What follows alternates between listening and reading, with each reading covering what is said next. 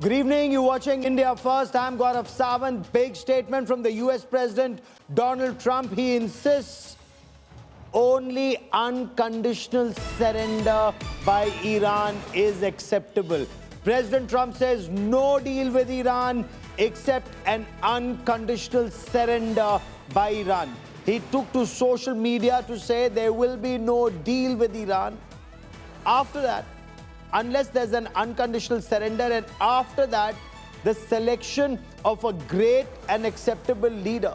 So the American president is implying that America would be involved in the selection of the next great leader of Iran. He says, and I quote, "We and many of our wonderful and very brave allies and partners will work tirelessly to bring Iran back from the brink of destruction, make it economically bigger, better, and stronger than ever before." So President Trump, after MAGA, Make America Great Again, is giving a new slogan of Make Iran Great Again. Iran will have a great future. Make Iran great again. MEGA is what President Trump is saying at a time when American forces are relentlessly pounding not just Tehran, but Isfahan, Fordo, Natanz, and several other parts of Iran. Relentless, wave after wave of airstrikes and missile strikes by the United States and by Israel. So you have multiple Iranian cities, from Tehran to Qum to Lam to Natanz to Fordo to Isfahan, that are repeatedly being hit by wave after wave of American and Israeli airstrikes and missile strikes. But despite that, despite more than a week of American and Israeli strikes, Iran continues to strike and strike back. Of course, the intensity has reduced, and drastically.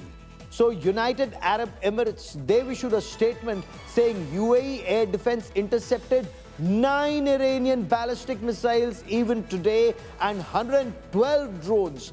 Media in Iran claimed Tehran attacked a US-owned oil tanker near Kuwait. More than 1,230 people have reportedly been killed in Iran since the offensive began on the 28th of February. The United States has said Iran's ballistic missile attacks have dropped by nearly 90%, and drone strikes have dropped by a huge 83%. The Israeli Air Force, in a statement, has said 80% of Iran's air defense systems, as on date, are destroyed. 15th wave of airstrike by Israel on the regime infrastructure, not just in Tehran, but also in Isfahan. Now, sources are saying a drone strike on Iranian Kurdish opposition headquarters in Erbil has also been reported. Now, the Islamic Revolutionary Guard Corps, that's launched combined drone and missile attacks targeting the heart of Tel Aviv and central Israel. Iran's health ministry claims more than 2,000 people are currently being treated in different hospitals. 198 women and 8 healthcare workers have also been killed, in a statement that has just been put out by authorities in Iran. So President Trump says Iran has to surrender. It has to be unconditional surrender. Only then will he make Iran great again. All indications from Iran, including a statement from Sayyid Abbas Araghchi, Iran's foreign minister, there is no question of surrender. We get you more in this story. The United States military, together with the wonderful Israeli partners, continues to totally demolish the enemy far ahead of schedule.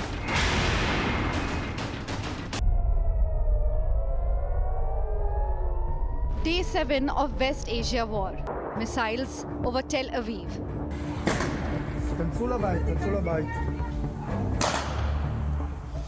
Massive blasts rock Tehran. And Washington's words growing sharper by the hour. Sirens blaring across Tel Aviv as Iranian missiles streak through the sky. interceptors firing as Iran targets the heart of the city. Iran's Revolutionary Guard says it has launched the 22nd wave of attacks under Operation True Promise 4. Firing Khorram Shahar 4, Khyber and Fateh missiles along with drones at Israeli targets. Meanwhile, massive explosions reported across Tehran, including near Tehran University. US and Israel continue their bombardment campaign, codename Operation Epic Fury.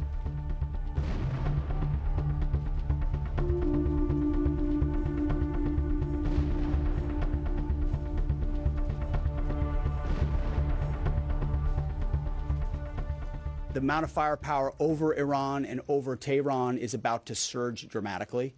And part of it is that we're going to have even more basing. And it's not just the UK. We've had other friends step up, and we're grateful for that.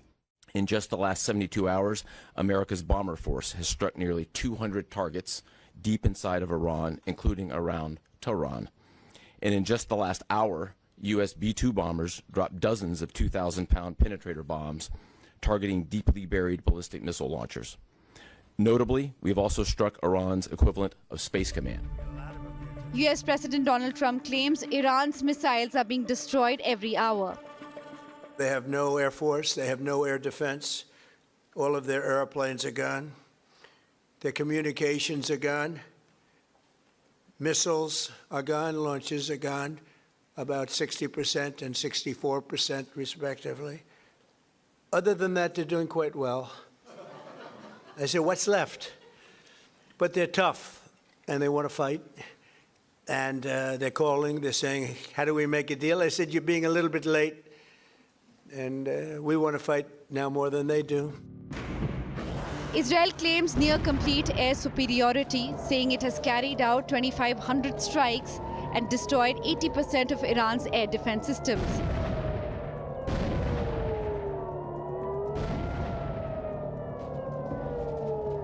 The human cost is mounting rapidly.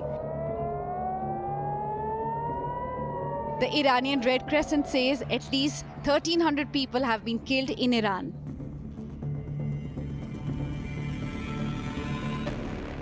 But Iran insists it is still in the fight. 36 hours. Trump says US must be involved in choosing Iran's next leader, rejecting the possibility of slain Supreme Leader Ayatollah Ali Khamenei's son, Mojtaba Khamenei, taking over. Tehran, however, has dismissed Trump's claims outright. 7 days into the conflict, the bombardment shows no sign of slowing. With missiles flying, leadership questions looming, and regime change talk growing louder, the war appears to be entering a far more dangerous phase. Bureau Report, India Today.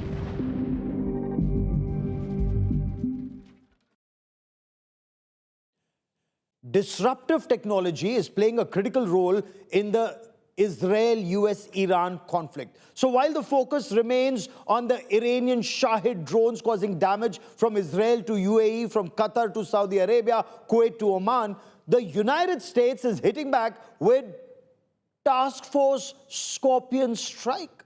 What is Task Force Scorpion Strike? The United States has unleashed for the first time its drone task force called the Task Force Scorpion Strike.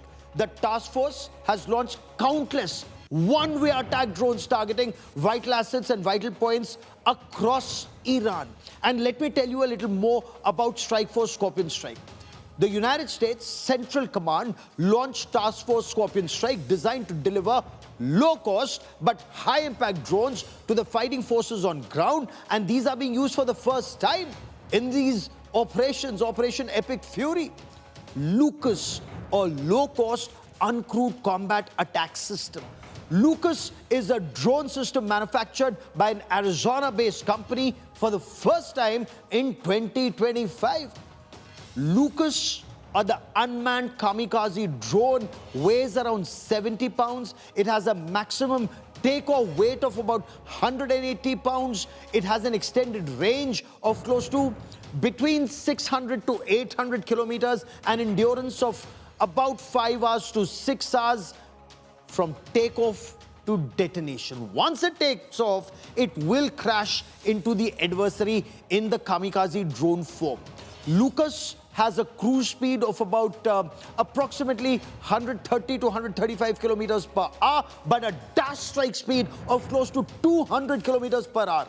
It can carry a payload of between 18 to 20 kilograms of explosives. So the Lucas drone can carry multiple kinds of explosives and warheads, including the high explosive fragmentation warhead. What does the high explosive fragmentation warhead do? It can explode in the air and hundreds of shrapnel will fall towards the ground, hitting a vehicle, vital assets, vital points, a military convoy, soldiers on ground, drones it can take on. It also has decoy payloads to saturate enemy air defenses. It carries multiple kinds of explosives, from high explosive fragmentation warhead to shape charge warheads. And shape charge warheads can completely take out an enemy radar, air defense system, their missile launch sites. It uses an open architecture. The Lucas drone, it uses an open architecture. It allows different kind of payloads and even communication systems. And it can be deployed both for kamikaze strike or a suicide drone, that it goes and hits into a target and detonates and explodes, or it can even be used as a target drone or as a surveillance drone, one-way surveillance drone. The cost, approximately $35,000.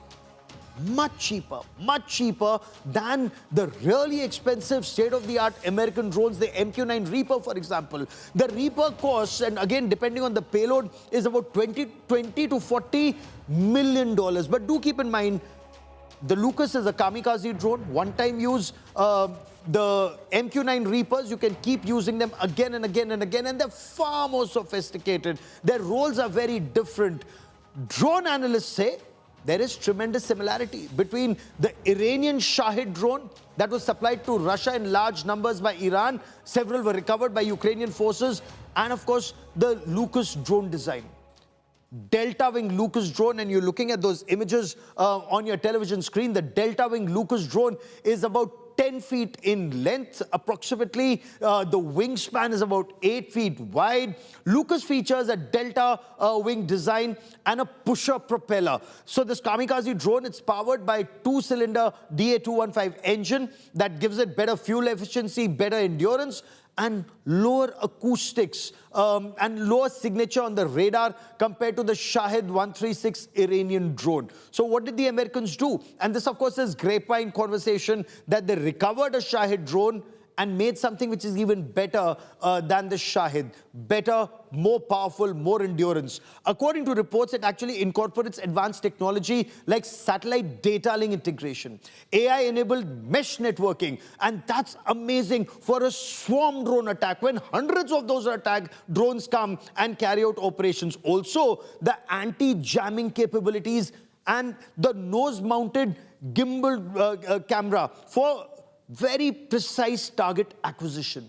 The drone, it can operate autonomously beyond the line of sight. It supports mid-flight retargeting also and can be launched in multiple ways. It can be launched via a catapult, it can be a rocket-assisted takeoff or RATO, it can be launched off a truck-based launch systems, or even from ships. And it's an absolute game changer in these operations, according to soldiers who are using them on ground, being used for the first time in operations. Our munitions are full up, and our will is ironclad, which means our timeline is ours and ours alone to control.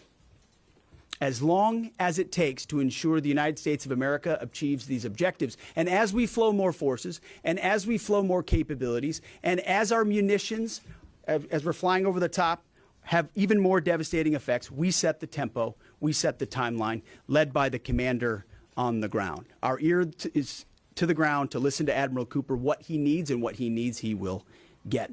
A couple of examples. In just the last 72 hours, America's bomber force has struck nearly 200 targets deep inside of Iran, including around Tehran. And in just the last hour, U.S. B-2 bombers dropped dozens of 2,000-pound penetrator bombs targeting deeply buried ballistic missile launchers. Notably, we've also struck Iran's equivalent of Space Command, which degrades their ability to threaten Americans.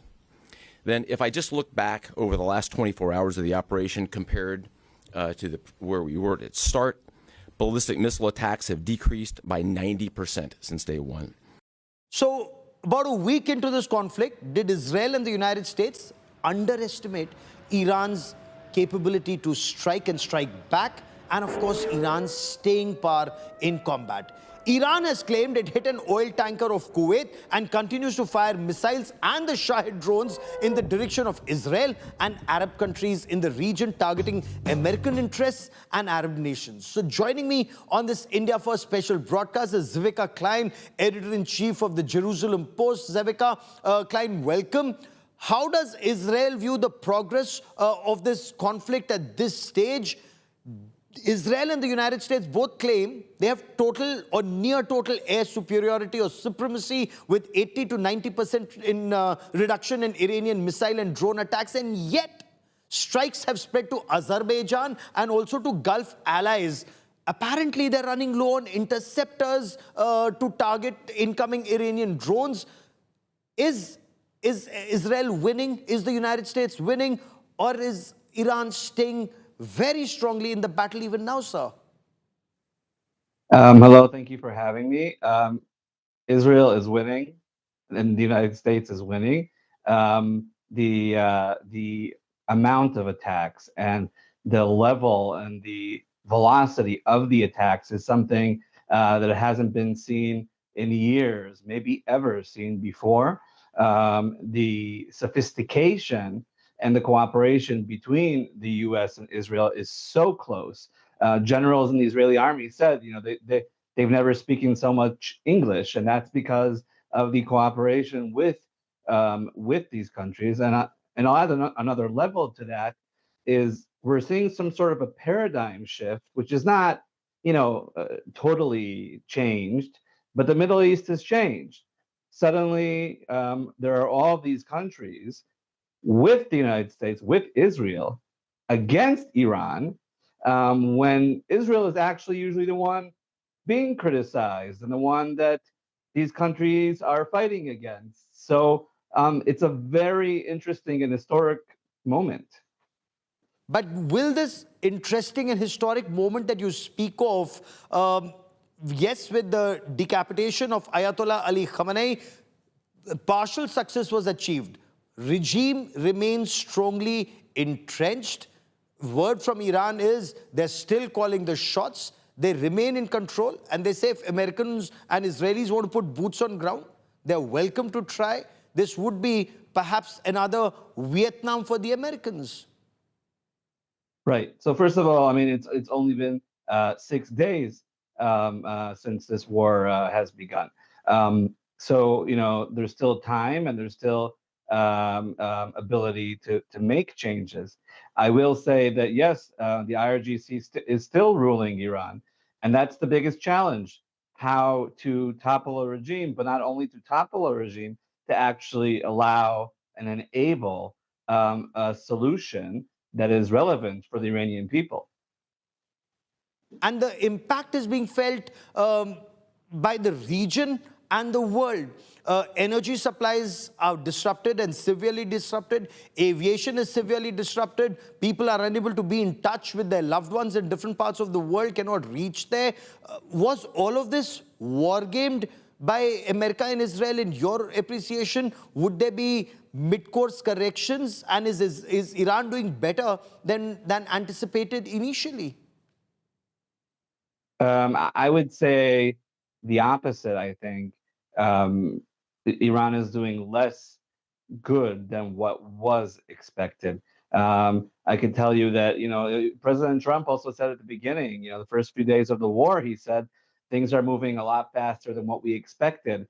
And with regard to the elimination of the Supreme Leader Khamenei on the first 40 seconds of this operation is something that most of us were definitely surprised to see.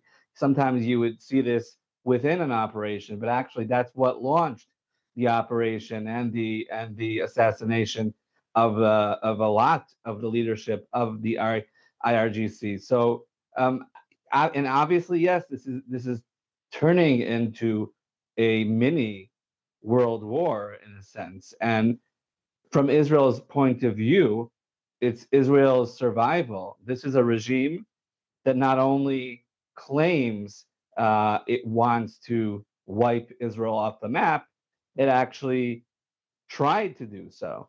And therefore, Israelis are determined to fight against this terrorist regime. No, your point taken entirely. For Israel, it's a battle of survival, and Israel is fighting back to avenge what happened on October 7, 2023, and thereon. Many thanks for joining me. As this battle in West Asia escalates, that's just being described as a mini World War III, President Trump has actually started ramping up pressure on Tehran. There's a new question that's emerging. Is Washington, D.C.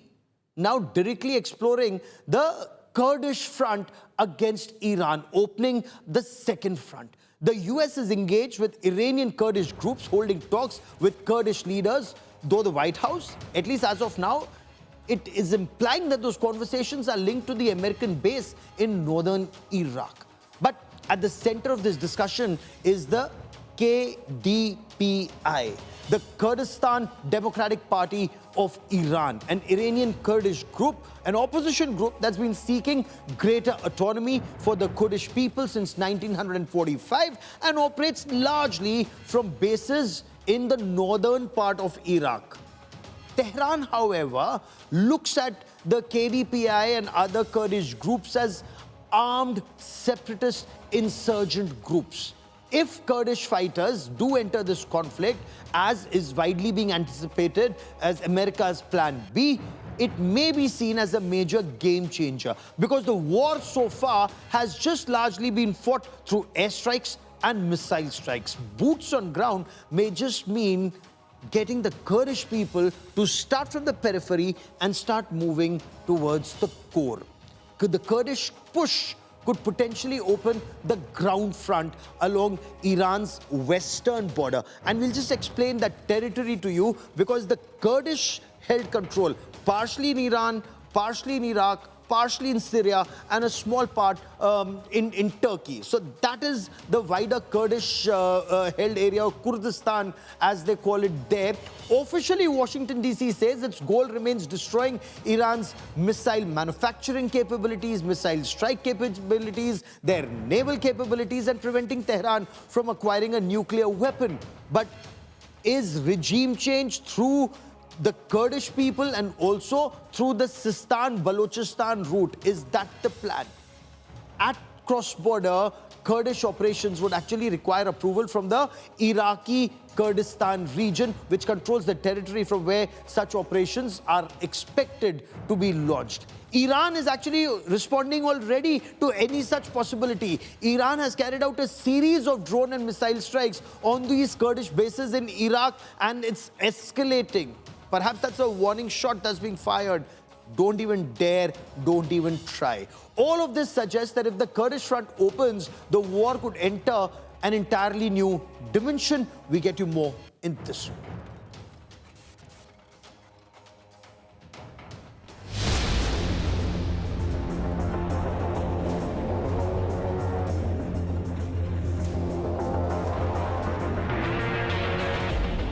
A new front could soon open in the war against Iran.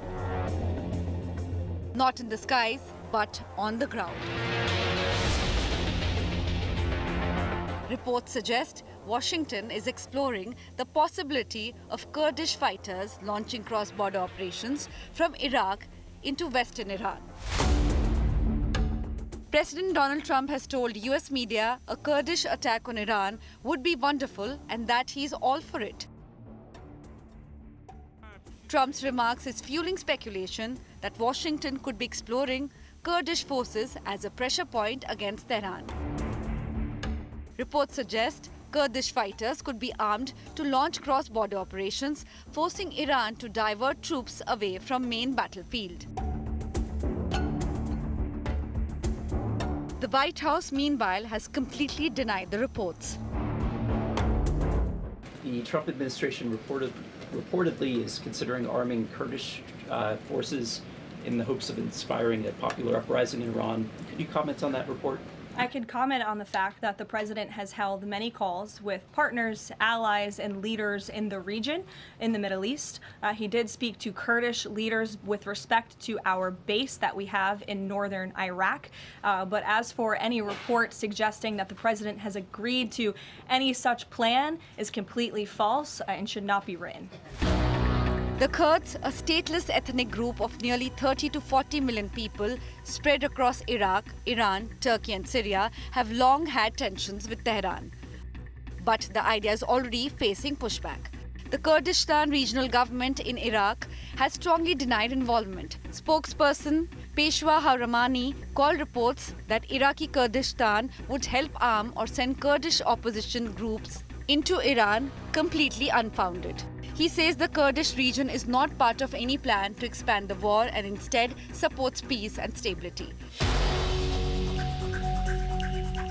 The war is already spilling into Iraq's Kurdish region. These visuals from Erbil show a drone shot near the airport crashing into a residential building in Ankawa. Earlier, Iranian missiles were also reportedly intercepted over Erbil, with smoke seen rising near a US base close to the airport. And as the war enters a more dangerous phase, talk of a Kurdish ground front is growing, even as Washington denies any such plan. With missiles now reaching Iraq's Kurdish region, the conflict between the US, Israel and Iran is clearly spilling beyond its original battlefield. Bureau Report, India Today.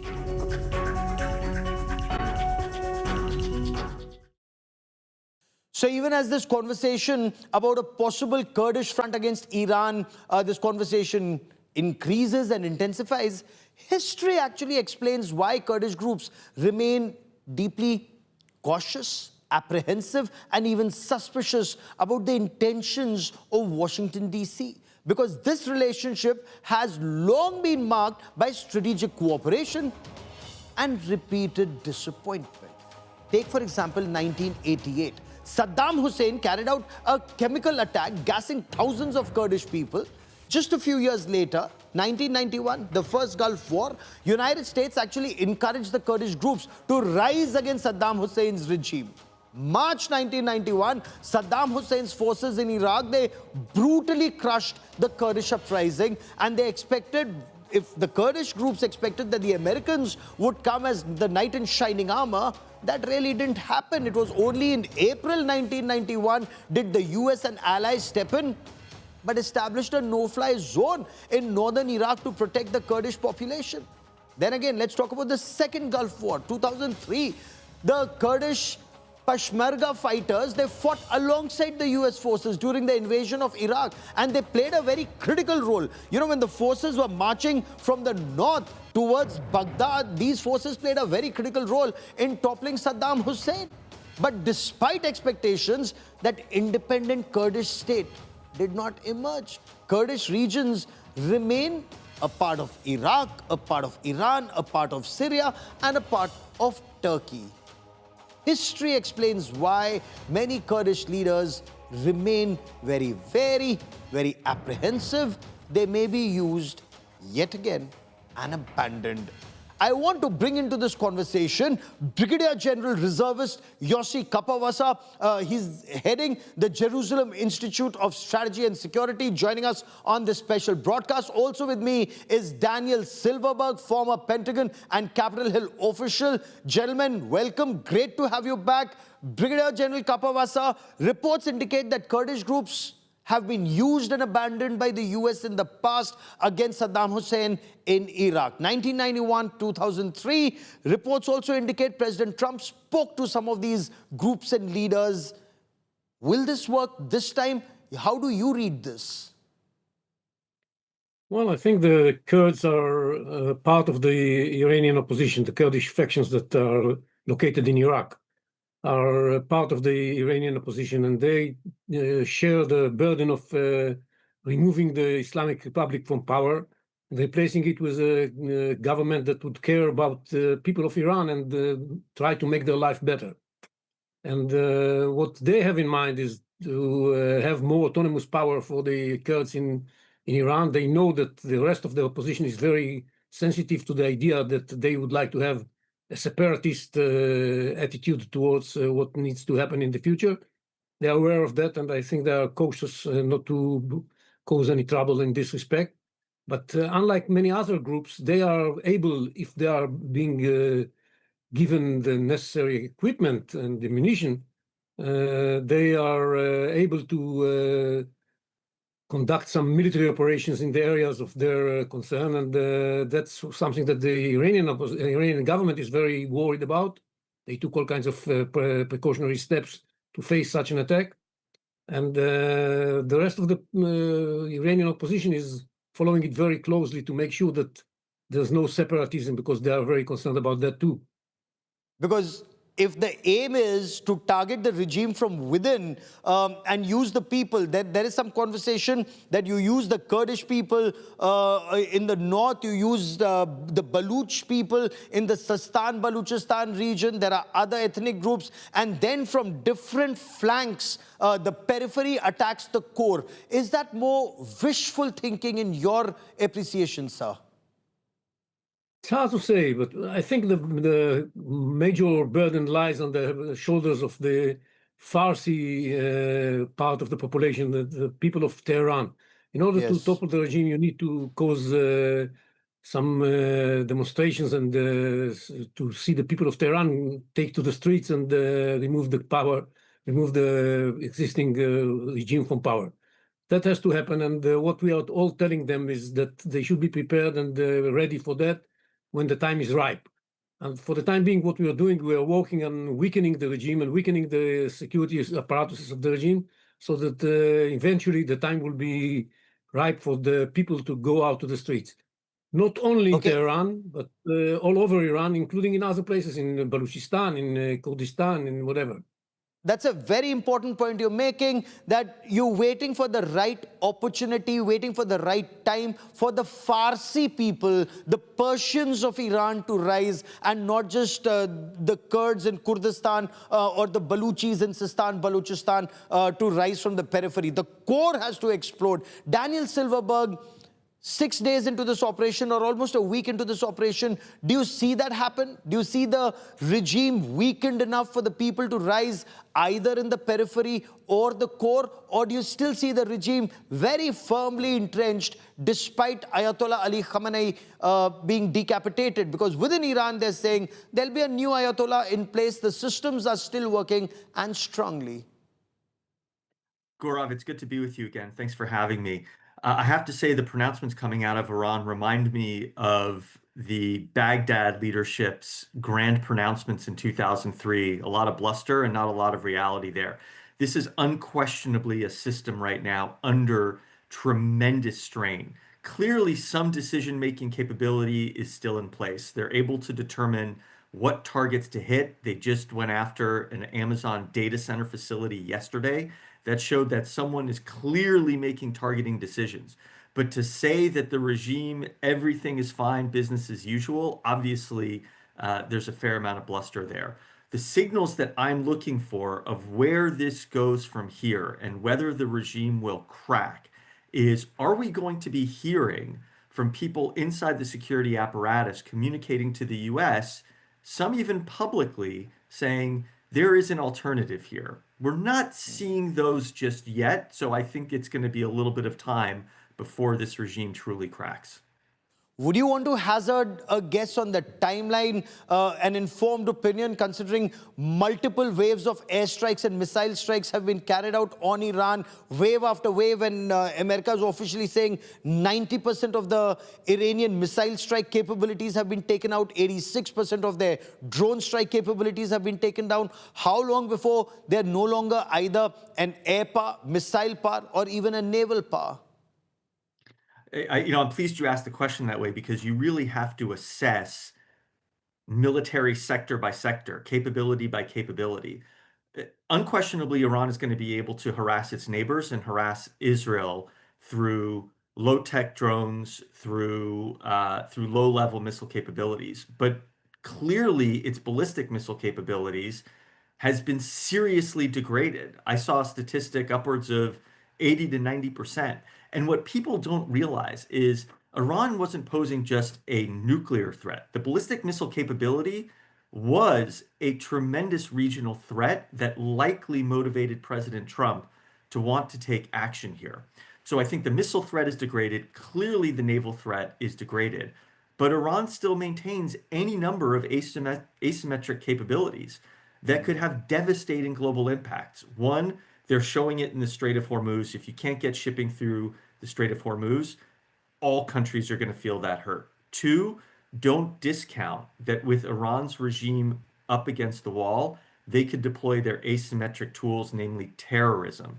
There are any number of soft targets throughout the Middle East, Europe, Africa, US embassies, synagogues, what have you, that True. Iran could target. True. Brigadier Kapavasa, regime change from the air, just like airstrikes, may just be a pipe dream. In your considered opinion, will Israel and the United States have to consider putting boots on ground? Because many in Iran are indicating they're keeping their powder dry for ground operations. Perhaps draw the Americans and the Israelis in, like in Iraq, and then let it be a long-drawn affair. Well, I don't think there are going to be American or Israeli, definitely not Israeli, boots on the ground in Iran. What we have put forward as a goal of this war is, one, to deprive Iran from its capabilities, and secondly, to create the conditions that would enable the people of Iran to take control of Iran. We never said that we are going to make the regime change by ourselves and by putting troops in harm's way in Iran itself. That is not in the cards in my mind. This is why this is going to take a longer time than it would have if we did put troops in this place. And that's why the President Trump said it's going to take something like 4 to 5 weeks. And there's no time limit. It will take as long as it takes. But eventually no we should time limit, as long as it takes. So tire the Iranians out, the siege perhaps, like in the medieval times. Daniel, the last 30 seconds I have on this part of the show, do you look at it as a siege around the capital and then tire the adversary out, make sure he runs out of food, water, ammunition, and then surrender, metaphorically speaking? General Kupperwasser is one of the best analysts out there on this. I might quibble with one point, though, which is I don't think time is unlimited here. The president might be saying 4 to 6 weeks right now. There is a political time clock on this, and he is at a certain point going to start hearing from his own party saying, all right, let's get back to the U.S. economy here, enough focusing on Iran, even though most Republicans right now fundamentally support this mission. I'm personally also concerned about a strategy of trying to exacerbate sectoral infighting inside Iran, sending Iranian Kurds in rather than trying to dislodge the regime through an air campaign. But I think we will know a lot more in the next 5 days. The next 1 week, very crucial. As always, Daniel Silverberg and Brigadier General Kapavasa, such a treat talking to the two of you and getting your insights in the manner in which this conflict is spreading.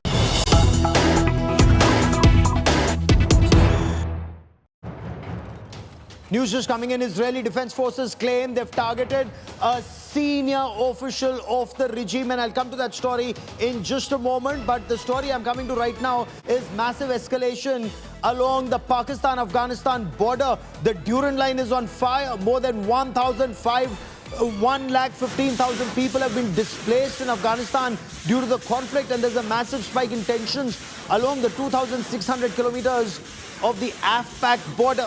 The firing has escalated to shelling and the use of artillery in several areas along the 2,600 kilometers.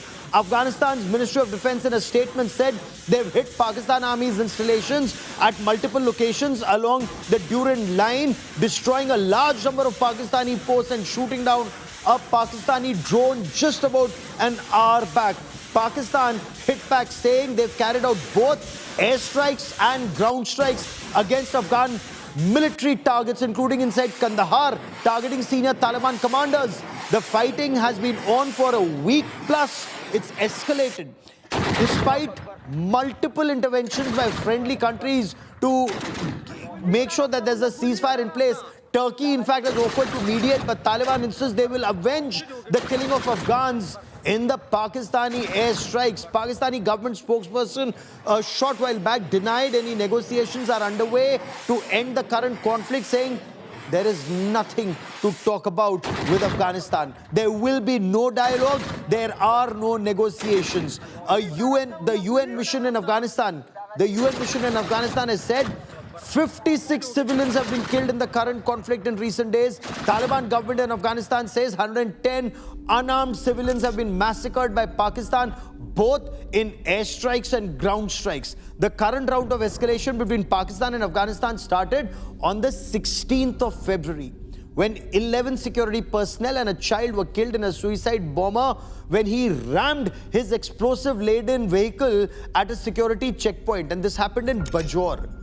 The very next day, the Pakistan Air Force decided it will carry out airstrikes, and airstrikes were carried out both along the western and southeastern parts of Afghanistan, and this led to a massive spike in tensions. Pakistan has seen, and you must look at these numbers very carefully, Pakistan has seen a massive 34% spike in terrorism in 2025 compared to the previous year. 34% spike. 700 terror strikes recorded in Pakistan in 2025, leaving 1,000 dead and over 1,300 injured. According to Pakistan's Security Report 2025 released by the Islamabad-based Pakistan Institute of Peace Studies, or PIPS, in Khyber Pakhtunkhwa alone, a 40% rise in incidents actually illustrates the presence and power of groups like the Tehreek-e-Taliban Pakistan, now banned in Pakistan but once nurtured by the Pakistani state, and of course affiliates of the TTP. Khyber Pakhtunkhwa experienced the highest number of incidents of TTP strikes on the Pakistani state and symbols of the Pakistani state in 2025. Of the 700 attacks in 2025, 413 were in KPK alone. These violent incidents claimed of the 1,000 lives, 581 in KP, and about 698 injured in Pakistan. I quickly want to cut across to Pakistani journalist Arzu Kazmi, who now joins me with the latest on this story. Arzu, what's the current situation along the AFPAC border? I believe there's massive escalation. Is no effort being made to bring down tensions? Exactly, Gaurav. I think you said right thing that Pakistan government is not ready to talk to Afghan government or TTP leaders because जो कुछ यहाँ चल रहा है, the attacks, as you know, कि बहुत बुरी तरह से दोनों तरफ से अटैक्स चल रहे हैं, और साथ ही साथ पाकिस्तान की जो गवर्नमेंट है, मिलिट्री एस्टैब्लिशमेंट, वो एक तरह से जो यहाँ पे मौलवी और पाकिस्तानी मीडिया इन्फ्लुएंसर्स जो हैं उनके साथ एक जो कह लिए इम्प्रेशन जो बिल्ड करने की कोशिश कर रहे हैं, वो ये कि पाकिस्तान जो है वो जिहाद कर रहा है। तो इसके ऊपर लोग ये पूछ रहे हैं कि अगर पाकिस्तान साइड से जिहाद हो रहा है तो फिर अफगानिस्तान साइड से क्या हो रहा है, क्या वो जिहाद नहीं कर रहे? तो ये लड़ाई जो है ये फैलती चली जा रही है और कोई रोकने की कोशिश नहीं कर रहा। और तो किसका जिहाद पाक है और किसका जिहाद नापाक है, अब ये कौन डिसाइड करेगा आरजू? यहाँ पर तो ये खुद ही डिसाइड करेंगे या फिर अमेरिका डिसाइड करेगा, बिकॉज पाकिस्तान जिस तरह से अटैक्स कर रहा है उसके लिए यहाँ पे कई एक्सपर्ट्स यही कह रहे हैं कि कहीं ना कहीं अमेरिकन इन्फ्लुएंस जो है वो मौजूद है, और हम अमेरिका को ही खुश करने के लिए अफगानिस्तान के साथ इस किस्म के अटैक्स जो हैं उसको करते चले जा रहे हैं। लेकिन जाहिर है कि ये कंट्रोल नहीं हो पा रहा, पाकिस्तान का अपना भी बहुत नुकसान हो रहा है, मगर जब तक वहाँ से यानी कि अमेरिका की तरफ से जब तक इनको परमिशन नहीं मिलेगी तब तक ये चीज़ें आपको रुकती हुई दिखाई नहीं देंगी।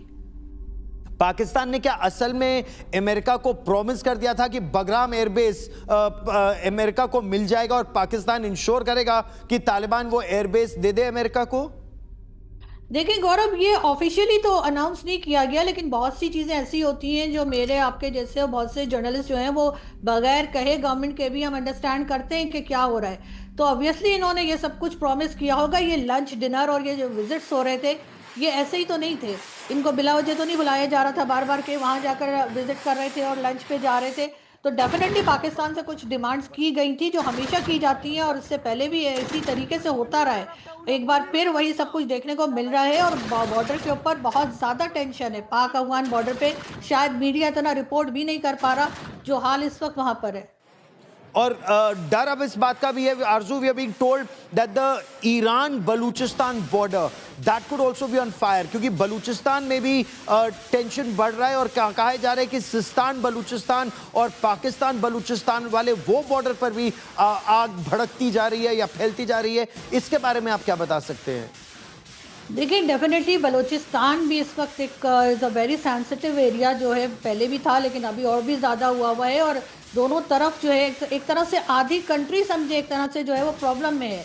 आपके 2 प्रोविंसेस जो हैं उसमें आग लगी हुई है, वहाँ पे लड़ाई झगड़ा चल रहा है। तो ऐसे में ये नहीं कहा जा सकता कि बाकी आधी कंट्री बिल्कुल मज़े कर रही है। पंजाब जिसमें ख़ास तौर पे बात की जाती है, आई डोंट थिंक कि वहाँ पे सब कुछ ठीक है। तो बिल्कुल आप सही कह रहे हैं, बलूचिस्तान में भी इस वक्त बहुत ज़्यादा टेंशन है, वहाँ पर भी BLA के अटैक्स चल रहे हैं और साथ ही साथ अफगानिस्तान बॉर्डर का तो आपने बताया ही कि वहाँ पर जो है वो रोज़ के हिसाब से अटैक्स बढ़ रहे हैं, कम नहीं हो रहे।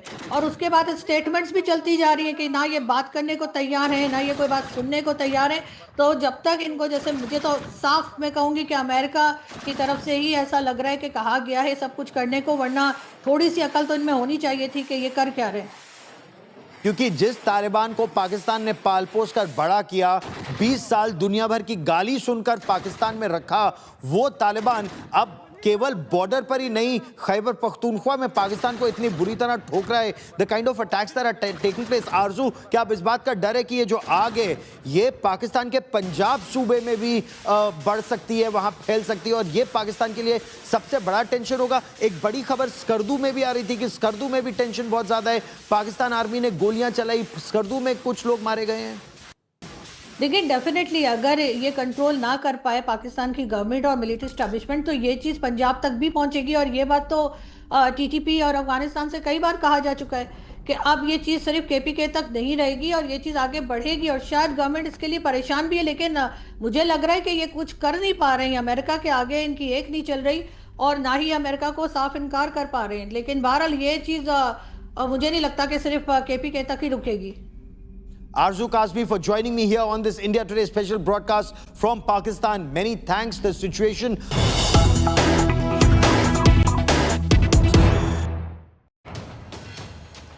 the first reaction from the Iranian government on the killing of Ayatollah Ali Khamenei, the supreme leader, has been put out on social media.